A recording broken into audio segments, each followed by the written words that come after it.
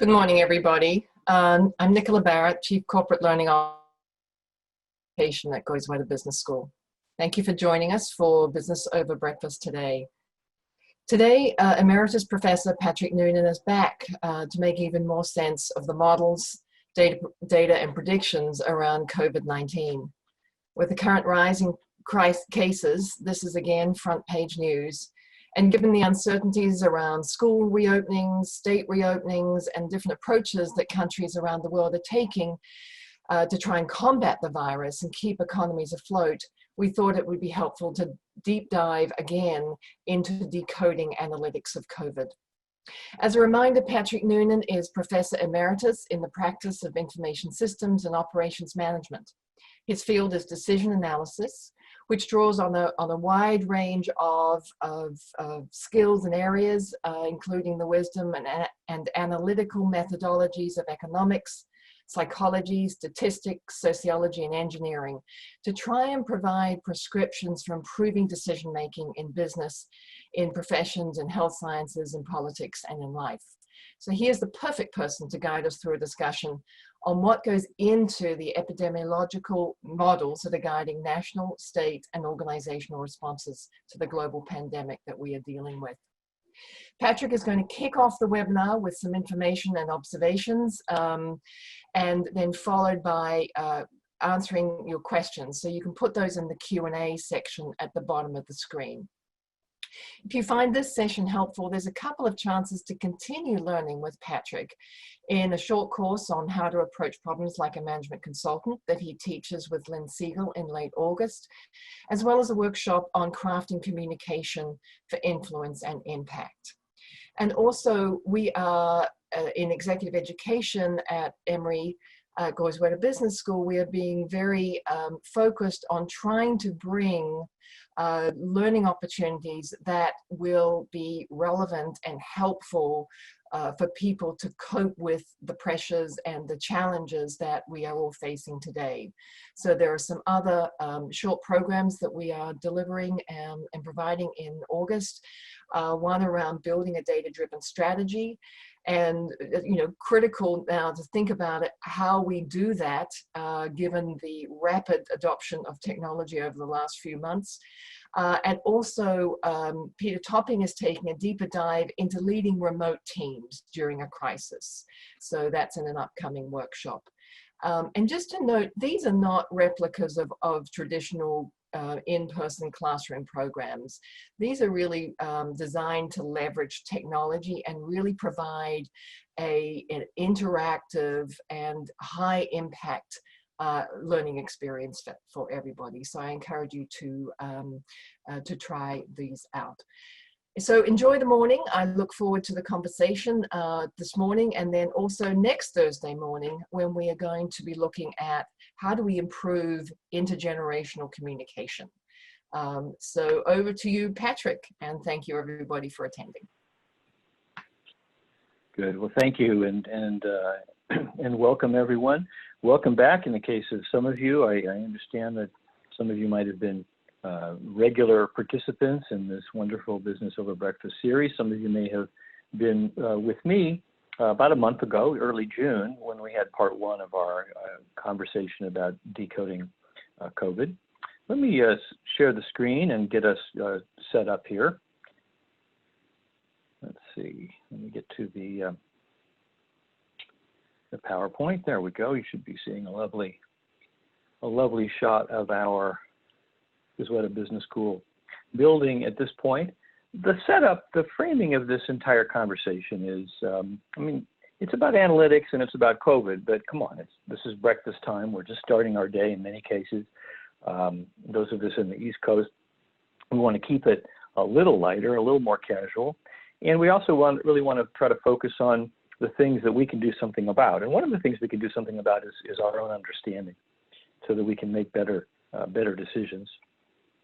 And so the framing here really is we're not epidemiologists, most of us, and we're being confronted with this very complex public health situation with infectious disease. And we're being bombarded, inundated perhaps, with various kinds of data and models. And we have to make decisions. We have to make decisions as individuals, as members of a family, as members of communities, in our businesses, and as citizens. What should we do? How can we make some sense of this? Well, I can't demystify that, and I couldn't demystify it if I tried, no matter how much time we had. But we've got some time together this morning where I think we can try to demystify some of these things and disambiguate, as my co-author Lynn Siegel and I like to talk about, disambiguate some of these ideas and terms so that it makes it easier for us to connect and make good decisions about them. One of the things we'll do a few times today is try to make it a little more interactive. We've got a large number of you, and you're scattered around the world, and you do have the opportunity through the Q&A feature to enter some questions, and I will respond to some of those during the session and at the end. But we've got an opportunity to actually get some data from you and get to know each other a little bit. So several times we'll use this feature called Menti. And what I'd like you to do right now to get started is go to a browser. It can be on your phone, it can be on your desktop. And today's session is code 327975. And when you go there, you should be served up a question. And I'm going to flip over to that in a second, and we'll start to look at your answers. I'm just going to change what it is that we're sharing here. And we'll get a sense of who we have with us today. You should now be seeing a dynamically moving word cloud. We have Atlanta in the center. Quite a few folks here from Atlanta and Marietta, thereabouts, East Cobb, also in the metro Atlanta area. Welcome, Chicago. We have a pretty good presence from Omaha. Omaha and Marietta are duking it out there for the listing. We've got Philadelphia. We have London. Good afternoon, London, and New York. Manila, I think I know who that is. Shout out to Joe in Manila. Jacksonville Beach, Chattanooga. Wonderful. Well, we've got a great geographic diversity, and of course, a lot of people close to us here in Atlanta. Thank you for your quick response. Let's ask a slightly different question now. Let's get a sense of who you are, not from where you are, but the role that you play. I'm going to advance this, and you're going to see it serve up a new question for you now. The new question that you're going to have is, what's your professional focus? In these past sessions, we've had a wide variety of different backgrounds, but it's always fun to see who else is here. We've got people from around the world, and my prediction is spread across a lot of different fields. We always have a fair number of people in consulting. For this topic, we get some folks in healthcare as well, and of course, a lot of people in general management. And on that topic, I'm not an epidemiologist. I'm an analytics professor, partly retired, which means that I want to try to keep in my lane. I'm going to try to do what we all should do, which is to think about, from our own training and our own expertise, how can we make sense of this, where there are some experts in these other fields who have their own, the same way that we do in our fields, have their own course of study, in many cases years of education and many years, decades of experience. How can we figure out what it is that they're trying to say and tell us, and be able to make good decisions and even help others understand it, but without getting out of our lane. So I'm going to try to delineate pretty clearly what sorts of things I think of, how I think about this as an analytics guy, and then where I have to, in many cases, just kind of defer to the experts in those fields. But this might help. I hope it'll help us read what they have to say, listen to their words, and connect it to the kinds of things that many of us are business people and business trained. So what it is that we know, and I'll try to serve as that bridge today. But there'll be several occasions and some questions that you're going to ask where I'm going to say, I don't know. Here's how I think about it, and here's what I'm listening for and looking for when I listen to the experts speak. Well, great. It looks like our government and nonprofit people are not here today. They're probably out trying to help save the world. We appreciate that. Maybe they'll watch the recording later. Let me go back to the PowerPoint again, and let's see where we are here. Well, here's where we were. This is the chart some of you might have seen if you joined us in June, where at that particular point we had over 7 million cases globally, global deaths at about the 400,000 mark. US cases were still under the 2 million mark, but just barely. here's what it looked like today. 12 million cases around the world. U.S. confirmed cases over 3 million now. Global deaths well over 500,000. So it's been there's been a tremendous amount of growth in the past month. Let's take a closer look at the U.S. and let's start looking at some numbers to set the stage for today's conversation, because there is a context here. This is the chart that we looked at a month ago, where the blue line represents, and on the scale on the left, the number of cases cumulatively in the U.S. And as you can see, what the trick of this one is that I blocked it off for the date that we had in early June, where we last met on this topic. Here's the early weeks of the pandemic on the right scale, the percentage daily jumps. This is the point at which we were getting 20 to 30% compounding daily in the number of cases. That's the exponential growth phase that we saw. And then in terms of percentage, it was, of course, a declining number as the cumulative cases rose. What has happened since then? Well, you know what's happened since then. The cumulative cases have continued to grow, and in fact, the growth rate has increased. We see the blue curve tipping upward again. And in fact, even in percentage terms, we're seeing an increase in the number of new cases on a daily basis. This is perhaps the more revealing chart. This is what it looked like in early June. Now we have the total cases on a log scale. Notice the exponential growth, straight line. When we look at day-to-day constant percentage change, it flattened out. And that corresponds to us reaching a peak of cases in April, and a very long, slow, hard fight to get the daily case rate down to around 20,000. A lot of noisy data. First lesson about analytics here is look at averages. The way that the data was collected and reported was very lumpy, to use the technical term. It was chunky, aggregated from a number of different sources with irregular timing and large and small. So always look at averages. And in fact, there was a weekly variation. I flagged the Fridays in the dark triangles and the Sundays in the yellow circles, because those are typically the largest and the smallest days each week. Looking at these moving averages, a long, hard fight from April through May into early June. That's where we were when we last met. What's happened since then? Wow. Our last session was literally the best that we got it, and it has been rapid growth. Notice the slope of this, the increase in the number of new cases each day. The slope is a very familiar one. It's a very rapidly increasing number of cases, where we're now in the 50 to 60,000 range. I've had to readjust my right scale several times in recent weeks.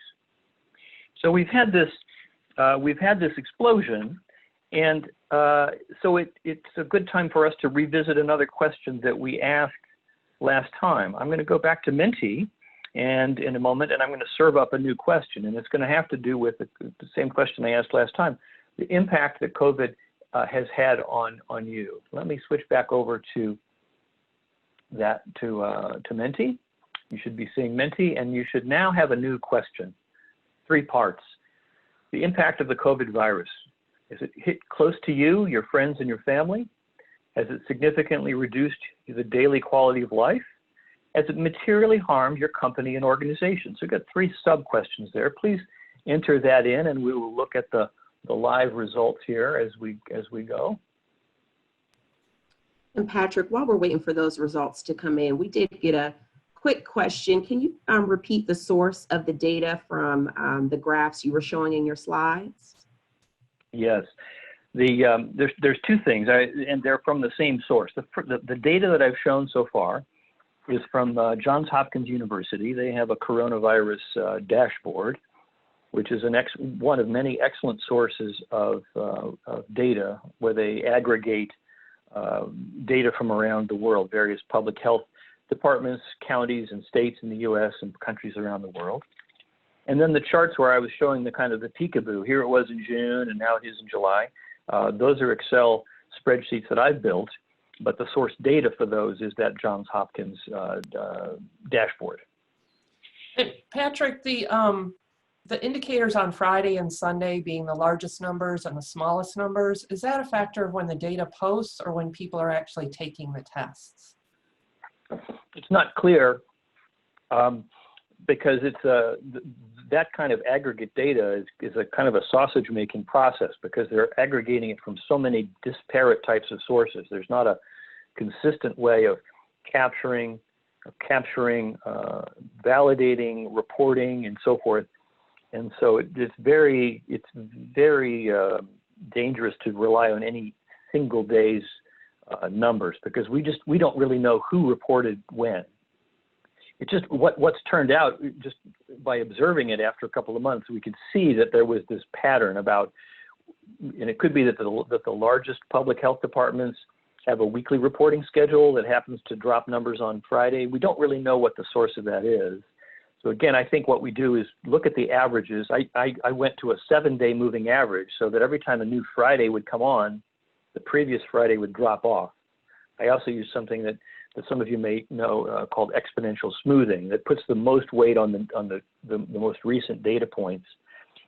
Even then, when you have a sharp upward trend, those averages are going to lag behind what happens. But rather than trying to explain or dig into the cause of that, what we're trying to do is blur our eyes a little bit and make sure that we don't get indexed too much on what's basically some kind of noise of unknown source. Well, I don't have the summary from last time. We'll have to take a look at that later. But it looks like my recollection is that the average amount of impact is up from June in terms of the people who have actually experienced it themselves and their family. I know that I would answer that differently. Since then, I've had a member of my family recover from COVID. I've got a good business school classmate of mine who's suffering terribly from it at the moment. Medically seems to be doing pretty well, but it's not fun. And a number of other friends who have recovered from it. And I think the material impact on daily life and companies also edging up a bit. It's a very different kind of a phase and a different place than we thought we would be a month ago, where we are today. Well, thank you for sharing that information. That's some good context for us to think about who's here. We've got a wide variety of people in business mostly, and this is a very real thing to us. It seems to be getting more real. Here's a topic that I mentioned last time. I'm going to just hit it very briefly today. There is a little bit of context about this that's important in understanding what's happening, particularly in the U.S. And that has to do with whether this pandemic was out of the blue. And the short answer is no, it most definitely was not. For some completely different reasons, partly professional interest. My field is decision and risk analysis, of course. But for other reasons, it has to do with writing a novel. Have been researching for years the various kinds of existential threats to civilization. And time after time, we find that pandemic is something that's mentioned. It's been talked about as one of the most predictable of the unpredictable events that can take place. It's just a question of exactly what and when and where, but the if has never been a question. And we know the reason for this and the dynamic of this pandemic. These are some maps that I showed last time. Here's a map from about 100 years ago that talks about the travel time. Notice how long it takes to get, and this is a London-centric map, how long it takes to get from London to other parts of the world. You literally were counting things in 10s and 20s of days, scores of days. And the World Bank made a report last year that said that they had this astonishing statement that 90% of the surface of the planet is now within reach of any large city within 48 hours. And so the nature of infectious diseases is that they exist, they will spread, and the ability for them to spread globally in a remarkably short period of time, before we even know it, has never been greater. And honestly, I think that's going to be a part of our lives going forward. As long as we have global trade and global travel as we do, pandemics are going to be the most predictable of global crises, and they will keep coming. So thinking ahead about what do we do now, thinking about how do we prepare not just our businesses, but our societies to be able to be resilient to these kinds of things which will recur. there's this idea about the models. I've heard a lot of times the models were wrong, the models misled us. I want to push back on that a little bit by just explaining how I think about what models are. I'm not an epidemiologist, but I do create models for a living, mostly in the business context. And so I think there's some things that those of you who've studied analytics and business and myself, we can make some sense of what's going on. So when I see some things like this is one from yesterday, a news article predicting 200,000 deaths based on the current scenario, but if we wear masks, it'll be down to 162. There was another forecast. It would be at 175 if we wear masks, but it would fall to without masks, 150,000 with masks. And then how the modeling works, there's a little bit about the assumptions. What assumptions are they making? They're anticipating the reimposition of strong social distancing mandates when the deaths per day reach 8 per 1 million versus no preventative action. So this article actually gives us some good information, and it's the kind of thing that we want to be looking for. Every number by itself is just kind of a hanging number. We want to think about compared to what. This gives us a double comparison. It's telling us, predicting if we do this, we'd have this many deaths compared to if we wear masks, a different one. And it gives us another study to give it some context. And it peels back what are some of the assumptions, there are probably many, what are some of the assumptions to help explain what these things are about. Now, there'll be a slide in a little bit that will come back to this, and I'll ask you, I'll give you a little quiz about this article. But this is the sort of stuff that we see all the time. What is going on here? It comes down to this. A very wise statistician once said, all models are wrong, but some are useful. Models are wrong. They're intentional simplifications of the world designed to help us get insights about particular things. And so the issue, Michael Steele also said this in this way, the issue is what is the model intended to do and what is it not intended to do? So understanding why a model exists, what assumptions it makes, and what is it's trying to provide insight is important to knowing whether or not we're going to be using it properly and how to interpret it. So this statistician says he feels ripped off only if a roadmap, for example, doesn't correctly answer the questions that it claims to answer. So we want to be very careful about interpreting these things. And to demystify this, they look like a bunch of numbers, and there's, if we were to look at the mechanics of it, there's a lot of switches and dials. Let's pull off the cover and understand what's going on a little bit inside some of these things so that we can think more critically about it. First of all, there are some models that are, in this particular situation, generally inappropriate, and that would be purely statistical models, where you're just trying to look at the data and try to find some kind of internal dynamic from the data as to what's about to happen next.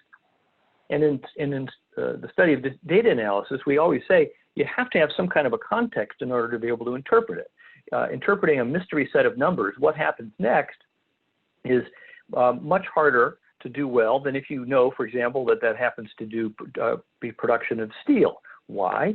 Because you can think about the other things that might have an impact or might have had an impact on the production and consumption of steel. And you might be able to have good, solid predictions about those dynamics, those factors that are driving what we're observing. And so understanding I call it the physics of the problem is important. So if we're just doing raw extrapolations from data, we get all sorts of crazy things. This is one that I showed last time where we look at the number of blades in a razor, and depending on what kind of assumption you make, you can get sort of crazy extrapolations of how many blades there would be on a razor by 2020, and it's all nonsense. And just to give you an example of how this works, let me go back to my own model for a second. Very famously, there we go, you should be seeing Excel at the moment. And this is the chart we were looking at earlier. Very famously, a few weeks back, somebody predicted that the number of cases would go down to 0 soon, because looking at the first part of the data, they fit the data from March till about middle of May, and they just used an Excel trend line to fit a cubic function. Why cubic? Well, they couldn't explain that. It fit the data well, and the cubic function had it going back down to 0. Well, we can play that same game here, and notice the problem we have. I'm going to select the data, and I'm going to insert in the chart. I'm going to insert a trend line and insert the trend line. And my trend line, if I do a straight line, you should now see a straight line. Well, that doesn't appear to fit very well. We could look at the trend line and we could say, give me the equation, give me what's called the R squared. That's the goodness of fit, and most of you remember from regression or time series.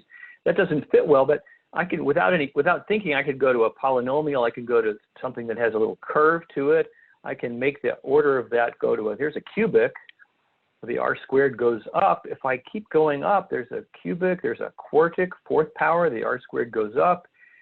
And it's going to say, and it says, oh, well, it's going to go through the roof. But if I go to an even better fitting one, a fifth order polynomial, all of a sudden, for some reason, it decides to curve downward. If I go to a sixth order polynomial, it goes up again. So the point of that is that purely statistical extrapolations of time series data without understanding what's going on inside that's driving the data is going to give us nonsense. So when you look at a model, particularly with predictions, you want to understand the assumptions that went into it. A general framework for thinking about models is we're looking at some outputs that derive from some calculations, but there's a host of inputs, and those are key. There's some hard data that they use. There's a lot of assumptions. There's also some decision variables, policy variables. What kind of assumptions are they making about what people do or what governments do in response to that? And peeling back and understanding what is inside these models,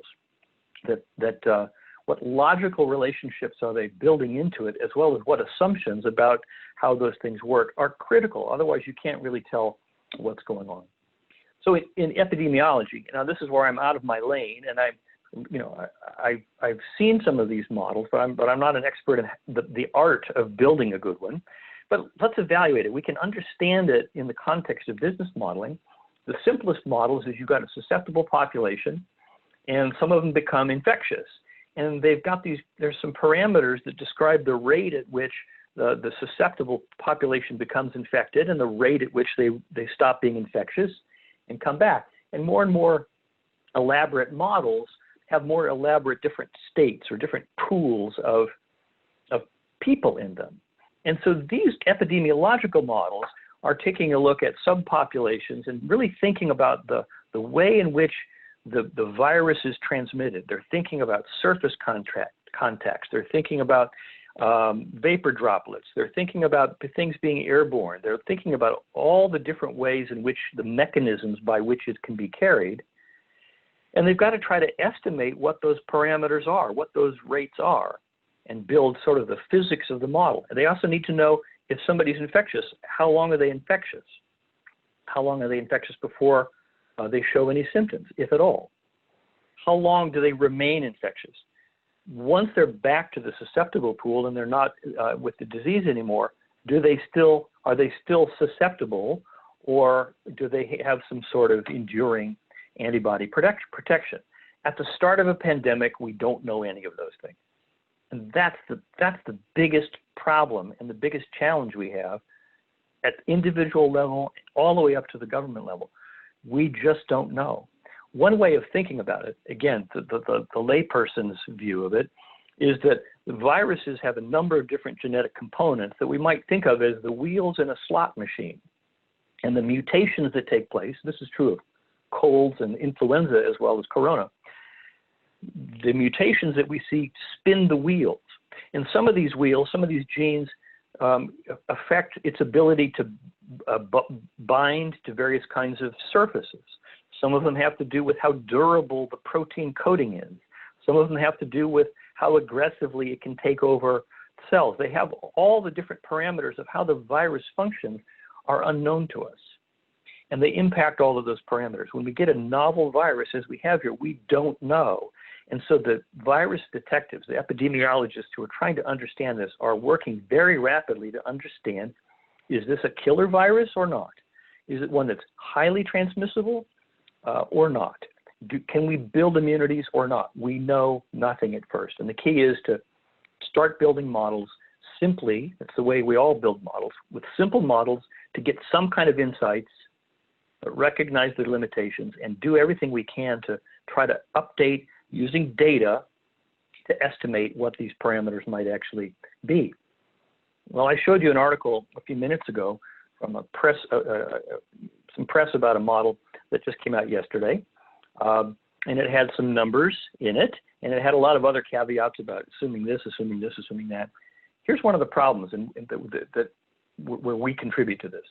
The famous Far Side cartoon, one of my favorites, What We Say to Dogs. Okay, Ginger, I've had it. You stay out of the garbage. You understand, Ginger? Stay out of the garbage or else.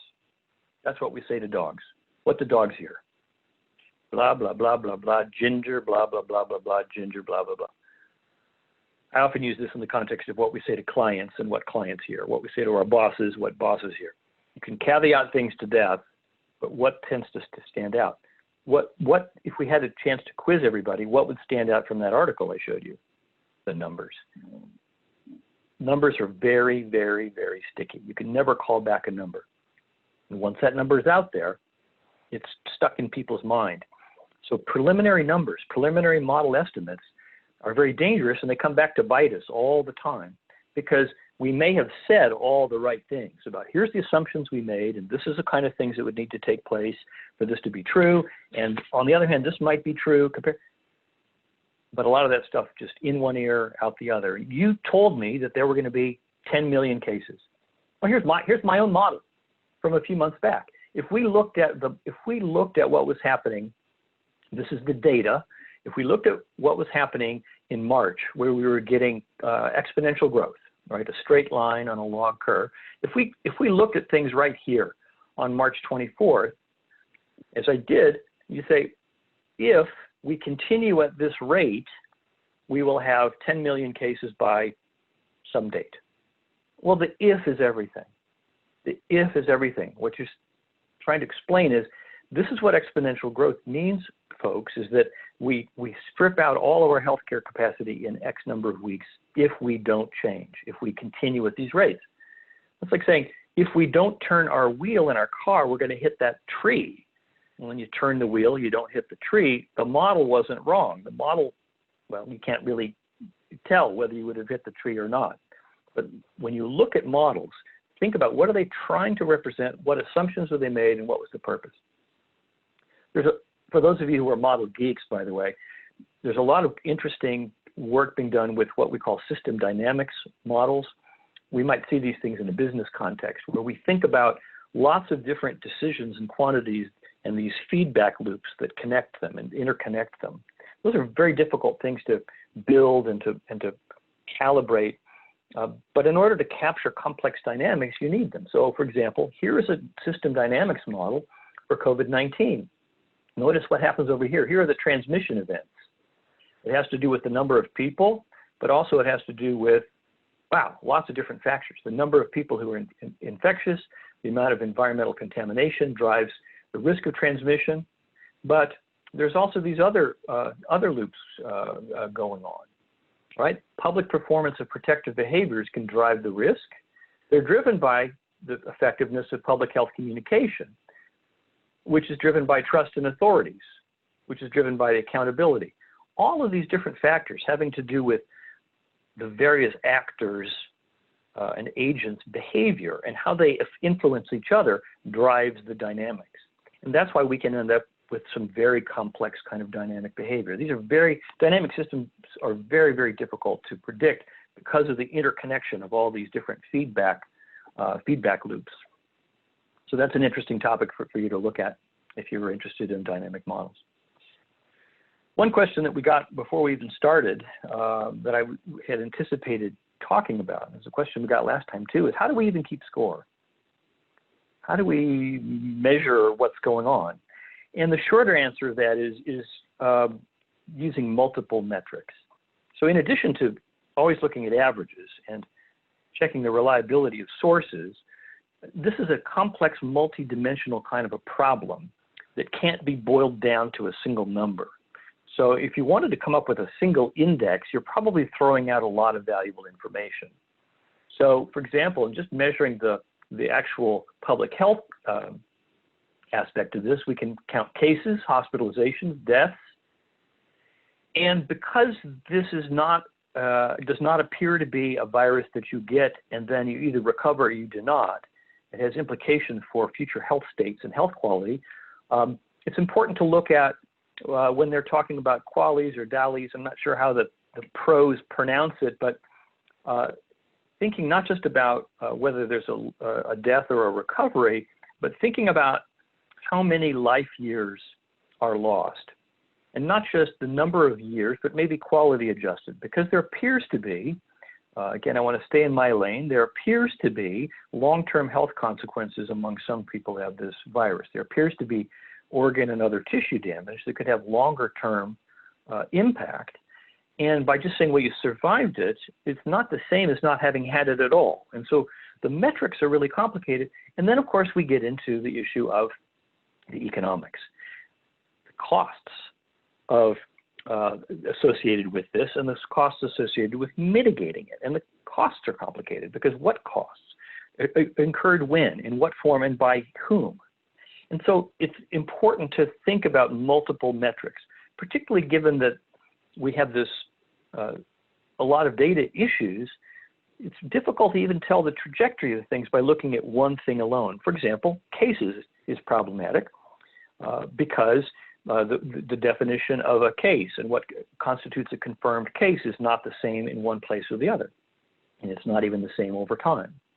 And so it might lead one to conclude, incorrectly in my opinion, that the increase in testing is responsible for the increase in the number of cases. Well, if you look at multiple measures and you look at, for example, hospitalizations, you see them also climbing too, and you think, well, those probably aren't the consequence simply of just more tests. So looking at these things in a multidimensional way is more likely to give you a fuller picture of the complete dynamic and depth of what's going on. Another thing we need to think about when we're thinking about comparing different geographies, different states or different countries, is that there are different approaches that have been used. And we need to think about the economic costs of various kinds of approaches. And so there are some trade-offs between various health outcomes and economic outcomes.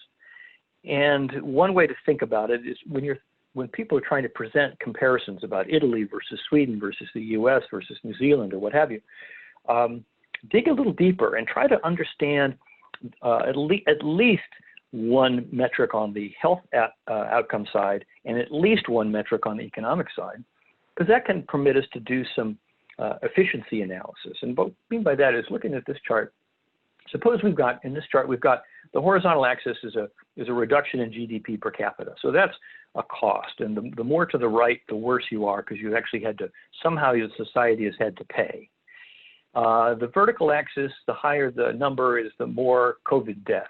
Again, substitute whatever metrics you like for health outcomes and economic outcomes. If we were to compare these different countries, we might say, well, you know, C has done very well because it had low deaths per capita, but they may have taken a bigger economic hit. Likewise, we could say A was able to save most of its economy, but at the price of a higher amount of deaths. And so we have, when we look across different geographies, a wide variety of performance. What are the things we want to look for? Well, there's trade-offs made between those two, and there's better and worse ways to do that. There are some countries that are just plain inefficient. So for example, we'd say that D is dominated by B, to use the economic speak, B is Pareto superior to D because it's better in the lower cost and it's better in the health outcomes. And so we would say, you know, we'd rather be B than D. We can't say for sure whether we'd rather be A or B because those involve some trade-offs. Country E, I'm not naming any names, but you know, this would be one that would be having a big economic impact and high deaths. We definitely don't want to be country E. We would want to be more on the efficient frontier, or even the most efficient countries are the ones that are able to manage relatively low death rates and low costs. When we think about different kinds of policies and interventions, it's the same kind of a thing. We want to think about these trade-offs, and as a public and as a country, we need to be able to have that conversations about what we're willing to trade off. How much are we willing to pay, and by whom, to be able to get certain kinds of health impacts. How good is the data? It's terrible. But in a way, it's almost always terrible. some general ideas for thinking about data quality of this. First of all, evidence comes in a lot of different strengths. And if you look at site after site after site about how do I evaluate evidence and think critically about evidence, the answer is always, well, it depends on who's doing it and how it's done, but there's a general hierarchy. Expert opinions, I guess, are the lowest that they talk about. A non-expert opinion, we get a lot of that as well. But individual case studies, some cross-sectional studies, randomized trials, and then systematic reviews of multiple randomized trials are the gold standard, but they take a lot of time. And we're doing a lot of science and technology on the fly. And so we're often in the very messy middle where we've got cases and small studies that are done very quickly under field circumstances. But looking at data and looking at the way in which the research is done, as opposed to just relying on experts and non-experts, is generally the way to go. Think critically about the entire process of data analysis. Those of you who have studied this with me know that it's a process. You think about what you're trying to measure, you acquire that data, and you've got choices as to what the metrics are and where to get it. You have to build a database and then do some cleaning and clarifying. A lot of the data caught on the fly is noisy or misunderstood or misinterpreted because it's just of the haste of it. There's a lot of just trying to explain things and just use it descriptively and then in the form of prediction. These are the kinds of questions I ask myself all the time and that you should ask yourself as well. Thinking about the data, who, what, when, where, why. What's the source? What's the type of evidence? Was this an experiment? Was this just some field data that was collected? Exactly how was it measured and gathered? What was the purpose of the data collection? It can be collected for one purpose and good for that and a few others, but not for others. How was it collected? How was it checked? How was it validated? Is it a complete census of some population, or is it just a subset, just a sample? And if it's a sample, what determined what got in the sample? There's a lot of sampling biases that have to come in when we're doing data on the fly. What are the statistical margins of error? What kind of conclusion is being asserted? Is it being predictive or causal? And I've got an example of that in a moment. How is it aggregated or categorized? Is it being cut down into too small categories, or is it being aggregated so as to lose meaning? What kind of expertise was behind the analysis and the people communicating it? And also, what interests do they have? So thinking critically about data is key. I don't have time to recount this story. Some of you may recognize this. Some of you who were students of mine quite a while ago might recognize that even the story of Challenger was one about management and not about technology. And the key issue, which I can talk about some other time, maybe we'll come back, is how to have a good fight about analysis and have a good fight about data.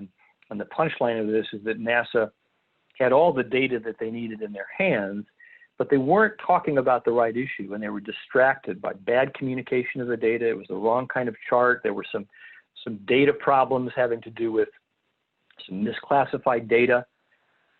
Even then, it was not even a close call. Challenger shouldn't have been launched because it was going to be so blooming cold the next day. It was off the charts of all of their data. And the costs and benefits of delay versus a quick launch made it very clear that they should have delayed until it was warmer. When you think about sample data, you've got to worry about margin of error. As I said, remember, I'm not going to go through a statistics class with you here. This is business over breakfast after all. Remember that in many cases, the data you're looking at are just a sample from some kind of unknown or unknowable complete population. And so understanding how that sampling takes place, there's this black box, this population that we would really love to see. We would love to know how many people in the US, for example, have antibodies for COVID. We can't measure everybody, but we draw on samples and we try to then go backwards and make inferences about the population. We need to be very careful about that process. We need to particularly understand how that sample was derived, and we need to be careful about margins of error. A couple of quick final points. Does the virus discriminate? There's a lot of interesting analysis about, does the virus behave differently in different populations, geographically, ethnically, racially, gender, age? Here's what I understand. I understand a lot about the difference between predictive and causal relationships, and some of you may be familiar with correlation is not causality, and that is true. The problem is these other variables that might be in the population, that might be the real causal factors. And it takes a special kind of analysis to tease that out. It's hard to do on the fly, but here's an example. There's a lot of reporting about racial disparities in outcomes in the US, and differences in the way that, say, white and black populations within the US are impacted by the virus. In this recent article by Graham Wood, he says, black people die from COVID-19 at a higher rate than white people do, recognizing that we've got a very diverse population who's exposed to this. And Wood's point is that the virus knows no race or nationality. Sure, it can't peek at your driver's license, but what he says is society checks for it and provides the discrimination on the virus's behalf. That's a very powerful statement. We'll just unpack it a little bit. I haven't looked at the source data, but here's what I believe the analysts are saying about this, is that you can look at the data in an aggregate way. For example, overall population, you can look at by race. But if you aggregate in the wrong way, you can confuse things. You can end up messing up some of the variables that really matter. In this particular case, here's what I understand to be the case. So every statement I make on this slide is, here's what seems to be the case based on my reading as a non-medical professional, but trying to relate this to our business understanding of causality. Is that one, that the death rate for COVID does vary by age, and it's more lethal for people over 70. Okay, I have my 65th birthday coming up in 2 days. I've already got my Medicare card. I am actually, at elevated risk. I'm not at 70 yet, but I'm taking extra precautions because I'm aware of what seems to be differential age-related risks. So that's true, but here's what also seems to be true, is that the distribution of age within the population varies by race. And so it turns out that there are in the 70 plus people in the US, the white population has a greater percentage. There's a higher survival rate to those ages. And so the people in that age group who are more susceptible to death by COVID is different from the general population. And what that means is that the death rate for whites is higher overall than the death rate for blacks. But the death rate for whites in every age group is lower than that for blacks. How can that be? This is something called Simpson's paradox. Not that Simpson, but you look at these results and you want to go, no, because how you aggregate the data influences what conclusions might appear to be reasonable. And so what we see is if we look age group by age group, that the survival rate is lower for blacks than it is for whites in every age group. But because the mix of cases is skewed, right, where there are more white people in the victim group, in the over 70 group, and that group has a higher death rate overall, that it skews the overall results. So we have to be very, very careful. So again, I haven't looked at the source data yet. I put that asterisk on this analysis, but I understand this argument and believe that it's a valid argument that we have to be very careful when we look at aggregated data, and particularly we have to be very careful when people are making causal statements about what causes higher or lower survival. We really have to look very carefully at the aggregation and what the various causal factors might be. And in particular, we know there's something about age. So try to look across within different age groups. If we think about other gender effects, look within age groups. Are there race effects? Are there income effects? We need to be very, very careful about that. Well, I'm going to flip over to question mode here. I was going to talk a little bit about false positives, false negatives, Bayes' rule and stuff, but again, it's breakfast time, and maybe we'll come back and talk about this again. We'll see how things go in the next month or two. I'd like to turn things over to you guys, and I have one question for you, one final Menti, and then I'll answer some questions on the fly.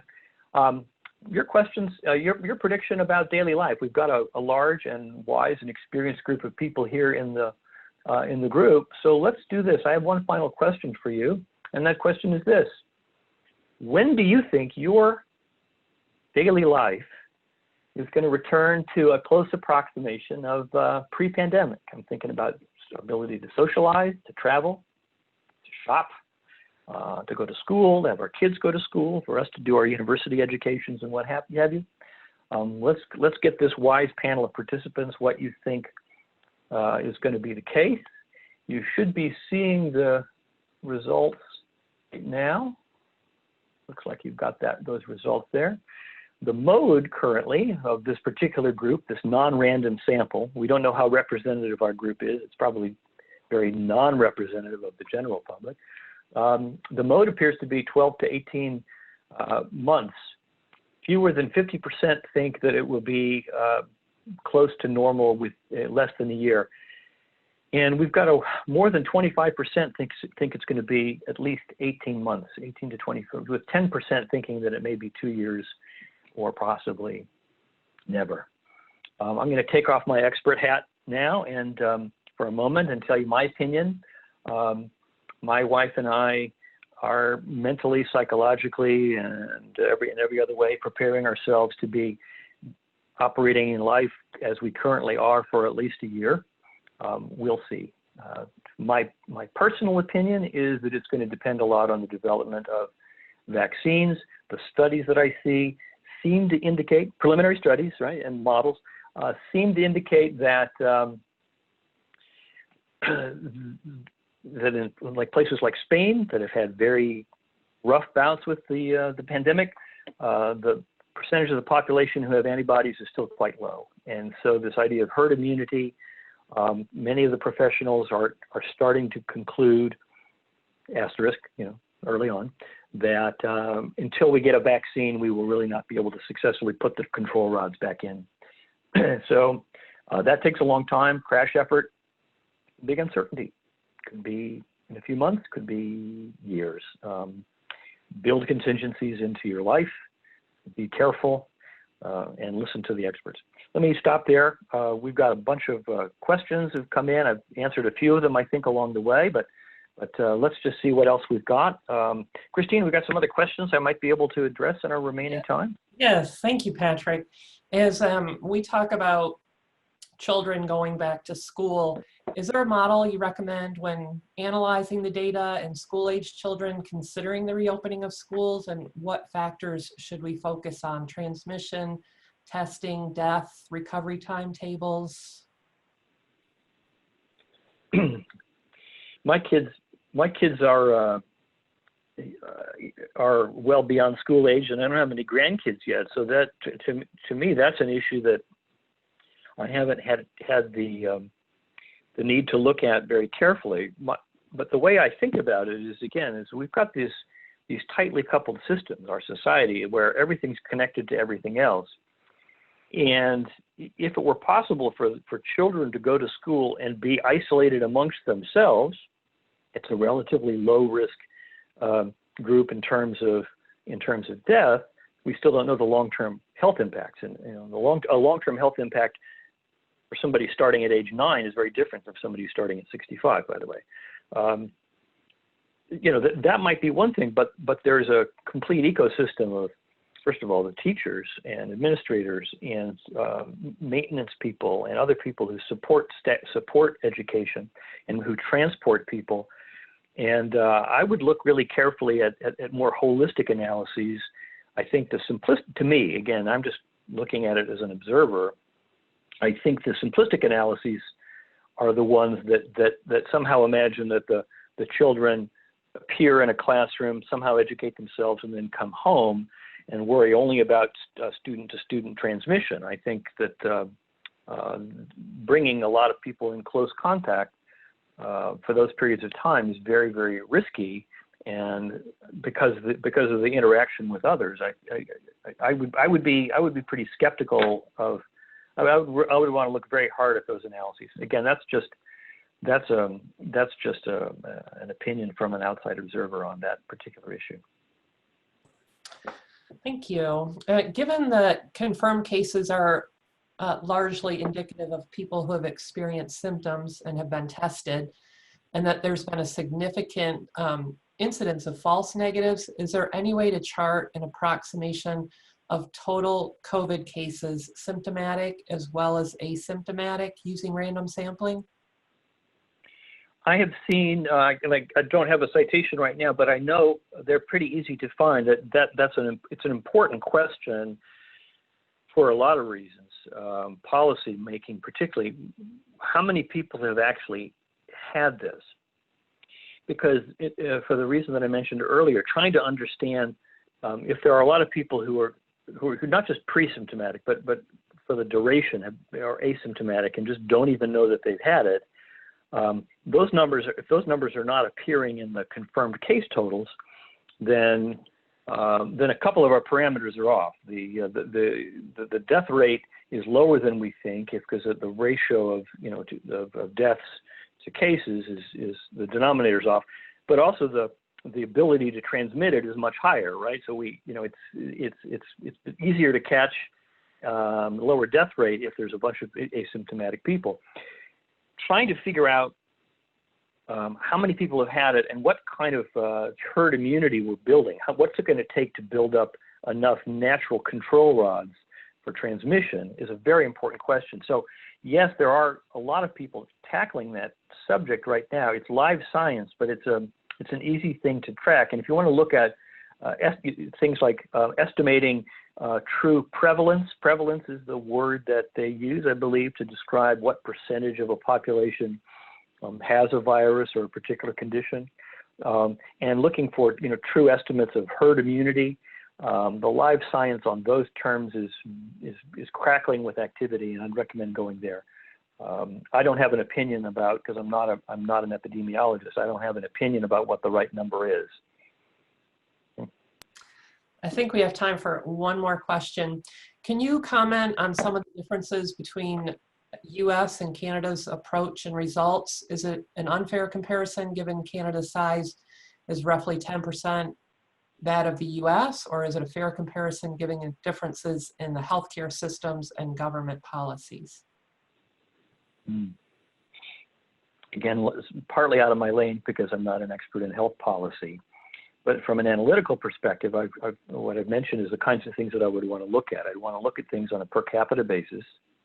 And so I'd want to look at a variety of different health outcome measures on a per capita basis, so controlling for size, and also some of the economic types of metrics, looking at a number of them, also controlling for size. It becomes difficult to comment on these things or to draw conclusions without providing additional context, because the data is not the only thing that we know about these. We observe leadership, we observe policies, we observe on the streets, we observe how the populace behaves in these situations, and we know that there are some major differences in those kinds of behaviors, as well as the pre-existing condition, pun intended, of the healthcare delivery system from one country to the next. And so I guess the final point that I'd want to make about this is that a good analyst is going to pay good attention to the data and be using the data the best we can to make sense of these things. But it's never the only thing that we have to make sense of things. We have context. We know a lot of other things about our societies. Apply the same kind of care and attention and caution about biases to those things as well. But the data, we let the data do the talking, but we, and I taught that for many years, but at the end of the day, it's we as humans who do the deciding. It's our judgment. And the point of the models and using the data is to improve our judgment, to give us insights about what's going on so that we can make responsible decisions.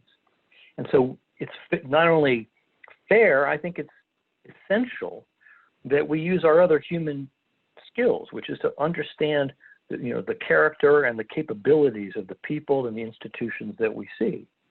And in that, I think the countries vary greatly. And if you look in terms of the data, as well as the approaches and the nature of healthcare and so forth, the United States is an outlier. And I'll leave it for you to draw the conclusions with the data, as well as everything else that you know. All right. Well, thank you all for your time this morning. It's wonderful to see you, and I hope that we'll be back again sometime. Again, be careful. Look at the data. Listen to the experts. Take care of yourself and your family. Collective action is the opportunity for us to continue to fight this pandemic and get back to regular life sooner rather than later. Thank you. Thank you so much, Patrick. And thank you for all of that wonderful data that you shared with us this morning. We want to thank you all, our wonderful participants that come back every Thursday to join us for the Business Over Breakfast webinar series. A copy of this recording for today's session will become available on the Emory Executive Education LinkedIn page. You can find the link for that inside of the chat box there.